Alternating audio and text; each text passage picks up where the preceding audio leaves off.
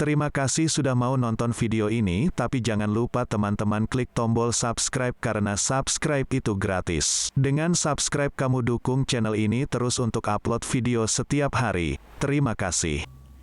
Selamat datang di Cerita Bebas Channel. Selamat datang kepada para pecinta cerita misteri dan cerita horor. Di video kali ini, saya akan menceritakan tentang misteri hutan di Yogyakarta dan jin ningrat yang cantik-cantik.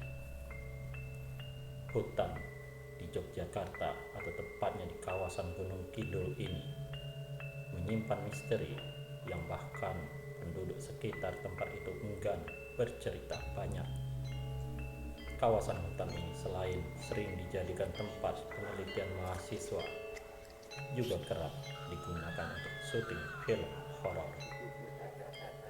Waktu saat itu menunjukkan pukul 3 dini hari. Suasana hening, hanya terdengar suara langkah kaki dari sepasang sepatu yang saling mendahului. Berbekal senter di tangan kanan, saya tetap berjalan lurus tanpa mengindahkan pohon-pohon besar di sepanjang jalan setapak yang dilalui. Jika tidak demi rasa kantuk yang ingin segera dituntaskan, demi Tuhan, saya tak akan nekat berjalan sendiri di tengah hutan untuk kembali ke penginapan, meninggalkan rombongan yang masih asik ngobrol di aula. Srek, srek, langkah kaki saya langsung terhenti. Mungkin hanya angin. Saya kembali melanjutkan langkah untuk menuju cahaya lampu yang sudah terlihat di ujung jalan. Duk, duk, duk. Kali ini berbeda. Saya dengan jelas mendengar langkah kaki lain di belakang. Jantung saya mulai berdetak lebih cepat. Was-was, pokoknya tidak karuan. Perlahan, saya menunduk, mengintip dari sela-sela kaki. Tak ada orang. Bulu kuduk saya berdiri. Hawa panas mulai menjalar ke punggung hingga leher. Tak mau berdiam terlalu lama, akhirnya saya mencoba kembali berjalan dengan langkah panjang tanpa berlari. Pengalaman yang terjadi 2 tahun silam tersebut tak akan saya lupakan. Mungkin biasa saja bagi sebagian orang,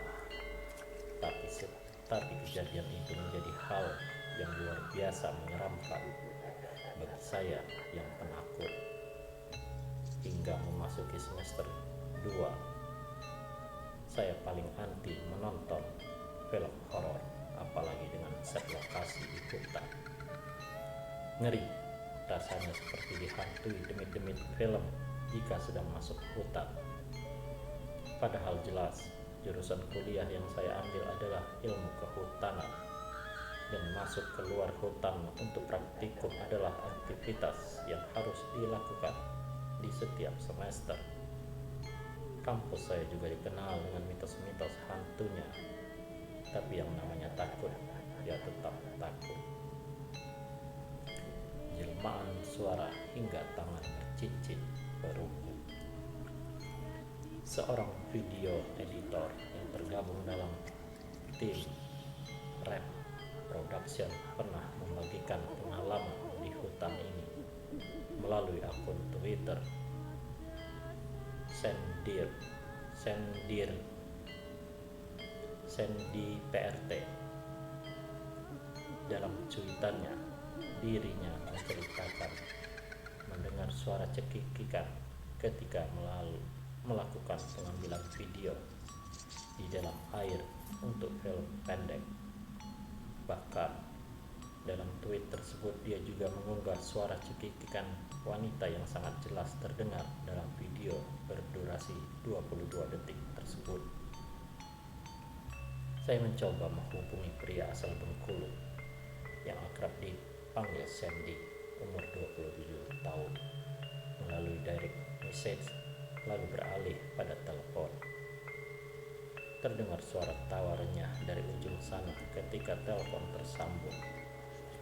Sandy sempat kebingungan mengawali cerita. Tak lama, hembusan napas panjang terdengar darinya mengawali cerita tentang misteri hutan di Yogyakarta yang pernah dialaminya. Pagi-pagi buta, Sandy dan dua teman lainnya bernama Randy dan Aris melakukan perjalanan ke sebuah hutan yang tak begitu jauh dari kota Yogyakarta.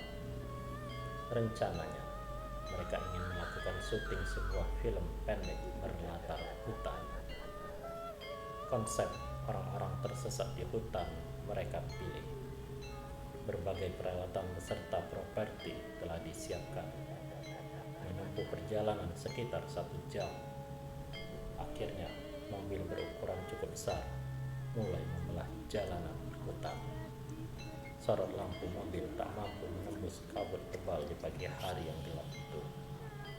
Jika dikisarkan jarak pandang hanya sekitar 4-5 meter. Mobil menepi dan berhenti.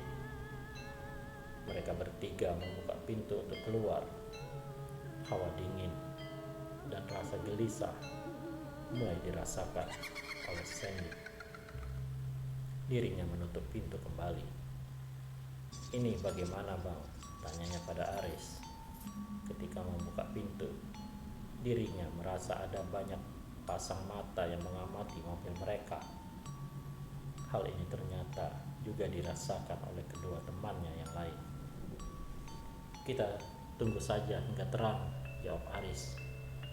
Akhirnya, mereka memutuskan untuk beristirahat di mobil menunggu matahari terbit. Pukul 6 pagi ketika langit sudah mulai cerah, mereka bertiga memutuskan untuk keluar. Mereka berjalan ke tempat yang digunakan sebagai tempat pengambilan gambar. "Bang, sini bang," jawab Sandy. Mengejutkan mendengar suara memanggilnya, suara yang menyerupai Aris. "Bangsat, ngapain manggil-manggil orang sebelahan?" Umpatan Sandy membuat Aris heran. Padahal dirinya dari tadi diam dan tak mendengar apapun. "Hus, jangan ngomong kotor, cok.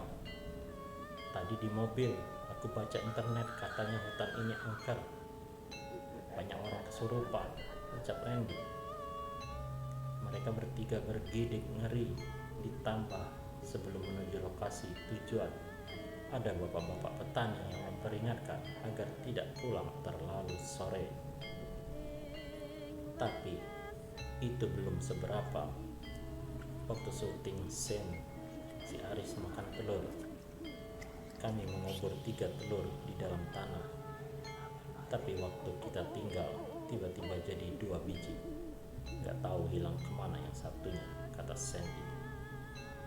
Ia mengaku mereka bertiga adalah orang-orang yang logis ketika mengalami kejadian telur hilang.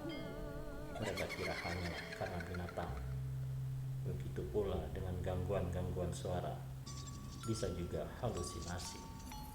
Perjalanan Sandy tak terhenti di situ. Kebetulan mereka telah merancang adegan syuting berenang di sungai besar yang mengaliri hutan itu. Waktu di sungai, saya melihat ada benda panjang kayak rambut sapu ijuk di aliran sungai tersebut. Ada jeda pada kalimat Sandy. Gimana ya? Bingung jelasinnya. Pokoknya benda itu mirip lumba-lumba di air, kadang terapung, kadang tenggelam.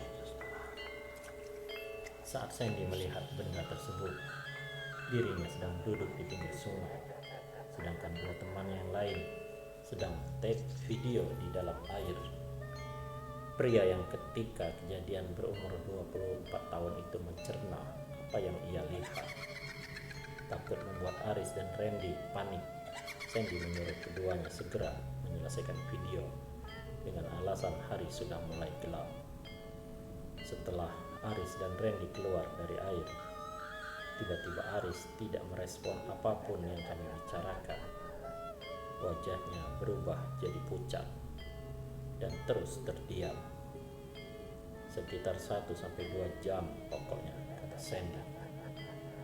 Dengan nada suara gelisah, Sandy mengungkapkan, kelihatannya Aris waktu itu kesurupan, tapi dianya tidak sadar. Dia ngeyel udah ngobrol sama kita, tapi obrolan yang dia ceritakan ternyata beda dengan percakapan kita, kata Sandy. Ketika hari menjelang maghrib, mereka bertiga memutuskan untuk pulang. Di perjalanan menuju parkiran mobil, mereka bertemu dengan seorang nenek yang tiba-tiba memberikan sebuah korek api. Di asta mawon mas, dibawa saja mas, ucap nenek tersebut dalam bahasa Jawa. Sampai saat ini, tak ada yang tahu apa tujuan nenek itu. Saya ikut merinding mendengar cerita Sandy. Padahal saya tak melihat raut wajah Sandy karena hanya berbincang melalui telepon. Akhirnya, selesai juga ya mas, ucap saya dibalas dengan tawa. Ternyata tidak sampai di sini saja ceritanya. Saat pulang, kami melihat hasil video melalui kamera. Ternyata ada suara wanita cekikikan ketika di air tadi. Jelas banget, videonya sudah saya upload di tweet yang Mbak temukan itu. Sebelum menelpon Sandy, saya sempat mendengar suara dari video tersebut. Sangat jelas suaranya, membuat saya tak berani pulang sendirian dan berujung menginap di kos teman. Enggak cuma itu saja, di video itu juga terlihat jelas ada tangan dengan jari yang memakai cincin perunggu berbatu hijau, kayak zaman dulu gitu. Tangannya seperti ingin meraih tangan Aris. Untungnya meleset terus, ucapnya. Ia menyayangkan bahwa video yang dimaksud sudah hilang di hard disk lamanya. Tapi dirinya juga ogah menonton video itu lagi. Bulu kuduknya langsung berdiri jika mengingat kejadian-kejadian menyeramkan itu. Singkat cerita, setelah kejadian itu, Aris dikabarkan demam selama beberapa hari. Lagi-lagi, mereka tetap berpikir positif. Wajar, karena berenang di air dan kekurangan tidur membuat daya tahan tubuh Aris melemah hingga mudah masuk angin. Kisah prajurit, putri, dan istana. Misteri hutan di Jogja ini dibenarkan oleh Ira, sebut saja begitu, salah satu staf universitas di kota Jogja ini memiliki kemampuan lebih dalam merasakan hingga melihat makhluk tak kasat mata. Satu kalimat yang keluar ketika menggambarkan kehidupan manusia dan makhluk-makhluk tersebut tumpang tindih. Bisa dibilang hidup pada lokasi yang sama, waktu yang sama, namun hanya berada di alam yang berbeda. Saya disambut oleh suara rahmat yang dimiliki Mira ketika sambungan telepon bersambung. Katanya, dirinya memang sering memiliki pekerjaan ataupun hanya sekedar berjalan-jalan di hutan ini. Kejadiannya tahun ini.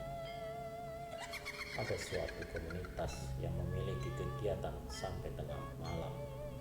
Waktu akan pulang ke penginapan, rupanya mereka disesatkan dan diajak muter-muter ke hutan selama 2 jam. Tapi mereka tidak menyadarinya, karena rasanya lewat jalan aspal biasa, bukan hutan. Tapi pulang-pulang, motor dan badannya penuh lumpur, ujarnya. Mira melanjutkan dengan antusias. Kebetulan saat itu, ia ada di sana. Besoknya ia mengajak komunitas tersebut untuk memperlihatkan jalanan yang mereka lalui. Mereka melewati jurang, bukan jalan biasa. Saya melihat sebuah gerbang di situ dan juga banyak prajurit. Mira mengungkapkan, Wilayah ini memang terkenal dengan adanya kerajaan atau biasa disebut istana gaib. Memang ada beberapa jalan atau titik sebagai tempat berkumpul dan dilewatinya prajurit berseragam seperti layaknya di istana. Orang-orang menyebut kawasan hutan ini memang dihuni oleh berbagai bangsa jin ningrat yang telah tinggal beribu tahun lamanya. Kejadian disesatkan ini juga pernah dialami oleh Ditya 22 tahun ketika melakukan pengambilan data untuk keperluan kuliah. Awalnya aku ada di lokasi A, paling ujung dari hutan ini. Tahu-tahu keluar di lokasi B. Padahal kalau di nalar itu jauh sekali dan harus melewati sungai. Ujarnya sambil nyengir.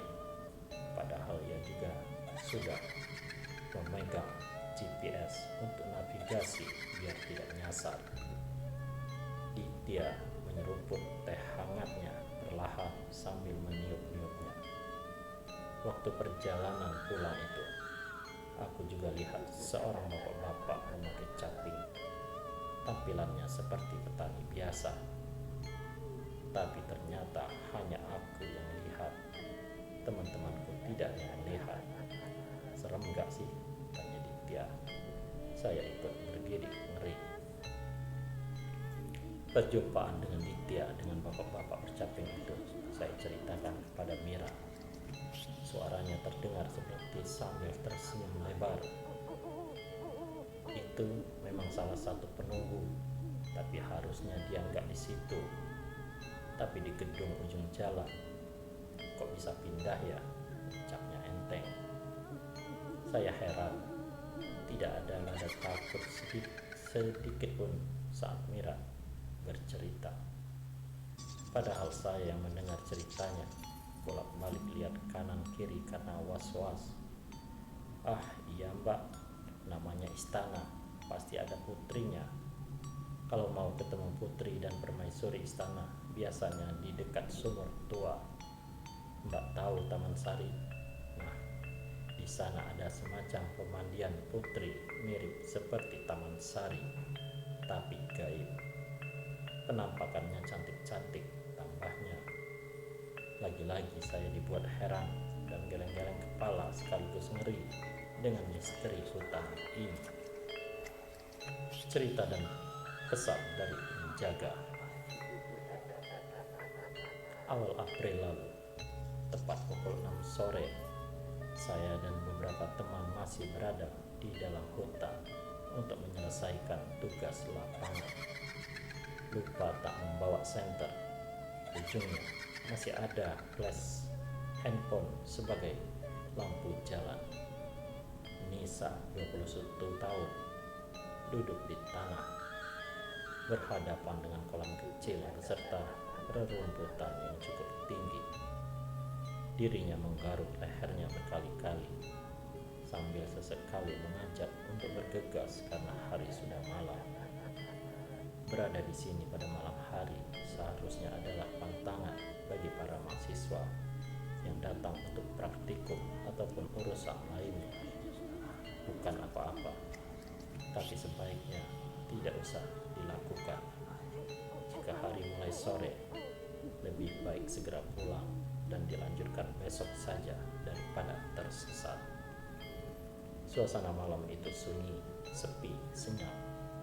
Tak ada bunyi lain selain suara obrolan dan jangkrik yang bersahut-sahutan. Sampai tiba-tiba suara teriakan nyaring terdengar entah dari mana. Saya dan Nisa saling menoleh satu sama lain. Suara apa tadi? Kucing? Tanya saya. Gak tahu. Cepat yuk, ucapnya geleng-geleng. Akhirnya kami semua memutuskan untuk segera kembali ke parkiran motor yang berjarak beberapa meter dari kolam kecil tadi. Keesokan harinya, saya kembali ke lokasi tersebut. Tak jauh dari lokasi, terdapat bekas bangunan seperti kantor. Saya memarkirkan motor di depan bangunan tersebut. Terlihat dapur dan rak-rak piring yang tersusun rapi. Kata warga sekitar, bangunan ini sekarang digunakan sebagai tempat tinggal salah satu penjaga. Sebut saja karena dirinya telah bekerja di sini selama puluhan tahun. Tak ada rasa takut yang dirasakan Tarno selama tinggal di dalam hutan ini. Pemandangan pohon-pohon yang menjulang tinggi sudah menjadi makanannya setiap hari. Biasa aja mbak, namanya juga alas atau hutan, sahutnya.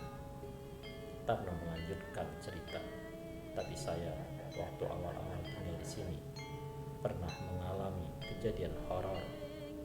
Mungkin sebagai perkenalan, raut wajah Tarno seperti mengingat-ingat kejadian beberapa tahun silam. Sore itu menjelang maghrib, Tarno masih asik mencari rumput untuk pakan sapi yang ia jaga. Azan maghrib biasanya ia jadikan sebagai alarm pengingat agar segera pulang ke rumah. Namun saat Tarno berniat pulang terlambat agar rumput yang didapat lebih banyak, seperti biasa ia berjalan menyusuri jalan setapak sambil melihat kanan kiri dengan Arif di tangannya. Ketika menoleh ke kiri, rasanya ada yang aneh. Dirinya terdiam cukup lama sambil terus memandangi sebuah bayangan yang tak jauh dari tempatnya berdiri. Rupanya seorang perempuan memakai baju putih tampak berdiri di bawah pohon. Mereka saling berhadapan. Tarno ingin berlari, namun langkahnya terasa berat. Dalam hati, dirinya membaca segala doa yang ia ingat. Tak selang berapa lama, sosok tersebut tiba-tiba hilang. Tarno terduduk lemas sambil menghela napas lega. Detik itu juga dirinya langsung berdiri dan berlari untuk menuju rumahnya yang tak jauh dari lokasi kejadian tersebut. Tarno bergidik ngeri mengakhiri ceritanya. Jari telunjuknya mengarah ke suatu jalan setapak yang berada di sisi selatan rumahnya. Di situ kejadiannya, ucap Tarno. Saya sempat terkejut. Ternyata lokasi yang dimaksud dekat dengan kolam kecil tempat saya mendengar suara nyaring kemarin. Suara aneh yang hingga saat ini tidak tahu dari mana asalnya. Pria berumur sekitar setengah abad itu memandang lurus ke depan, seperti mengingat-ingat. Matanya terkadang menyipit sambil sesekali menghembuskan napas berat. Dulu ayah saya kejawen. Beliau sering kesini untuk mencari barang-barang sakti. Banyak yang disimpan di sini. Mungkin hingga sekarang, ucap Tarno. Dirinya seperti ragu untuk bercerita lebih jauh, hingga keheningan menyelimuti obrolan kami. Maaf ya mbak, saya nggak bisa lanjut cerita. Tarno meneguk segelas teh hangatnya. Saya memaklumi. Mungkin bagi Tarno dan warga di sini hal tersebut masih sangat sensitif untuk membicarakan misteri di hutan ini. Sebenarnya, hutan ini bukanlah hutan yang jarang terjamah manusia, melainkan sebaliknya, banyak masyarakat sekitar yang menggantungkan kebutuhan hidupnya pada hutan ini, walau sekedar mencari rumput ataupun kayu bakar. Bagi Tarno, kuncinya adalah hidup berdampingan antara manusia dan alam, yang terpenting saling menjaga. Pertemuan saya dengan Tarno mengingatkan sebuah pesan yang saya dapat pada beberapa tahun silam ketika mengurus kegiatan kampus di lokasi ini. Saya sempat mengobrol dengan salah satu warga yang dikenal dengan sebutan orang pintar. Selalu jaga etika saja yang penting. Pulang jangan terlalu larut. Sudah, demit gak akan ganggu, ujarnya saat itu. Beliau juga mengingatkan, Jangan ambil barang sembarangan di sini, karena beberapa lokasi memang terkenal sakral dan sering disebut zona merah dalam bidang pergemitan. Sayangnya hingga tulisan dari sumber cerita ini dibuat, saya belum berkesempatan untuk mengobrol lagi dengan pria yang memiliki kemampuan lebih akan hal-hal mistis tersebut. Beberapa kali mengunjungi rumahnya selalu kosong. Demikianlah beberapa cerita singkat tentang kejadian horor di hutan di daerah Yogyakarta. Semoga Anda terhibur dan tidak mimpi buruk. Terima kasih.